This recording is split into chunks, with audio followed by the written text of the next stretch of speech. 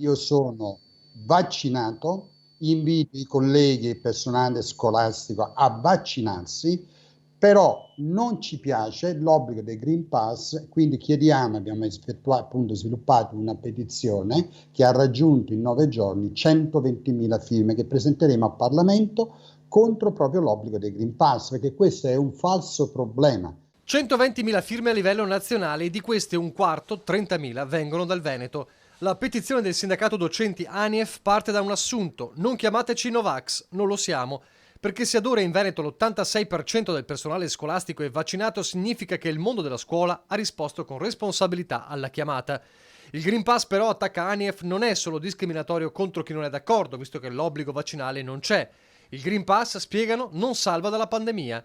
La petizione chiede la fine delle classi pollaio, lo sdoppiamento delle aule, il raddoppio del numero dei docenti, basandosi su dati del Politecnico di Torino. Nelle scuole per stare bene in sicurezza occorrono esattamente 35 metri quadrati, quindi stanno bene 14 alunni più un docente. A questo poi si aggiunge il distanziamento previsto appunto a causa Covid di 1 metro, quindi i volumi si raddoppiano. Cosa è stato fatto? Assolutamente nulla. Altro capitolo, quello dei tamponi per gli insegnanti non vaccinati. Perché, visto che il governo attualmente prevede delle scuole sentinelle su base appunto del progetto Veneto, dove ogni mese si prevede 100.000 tamponi per allievi under 12 anni, i quali non sono obbligati quindi a vaccino, perché non renderli gratuiti anche ai docenti? Ecco, questo noi non comprendiamo. Perché questa caccia alle streghe, soprattutto per quanto riguarda i docenti?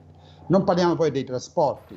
Cosa è stato fatto per i trasporti? Pochissimo o assolutamente nulla. Petizione e attesa di risposte dal governo, pronti all'azione legale di massa se l'obbligo di Green Pass non verrà cancellato. Faremo una class action nei confronti appunto del governo italiano e di questo noi non temiamo nulla.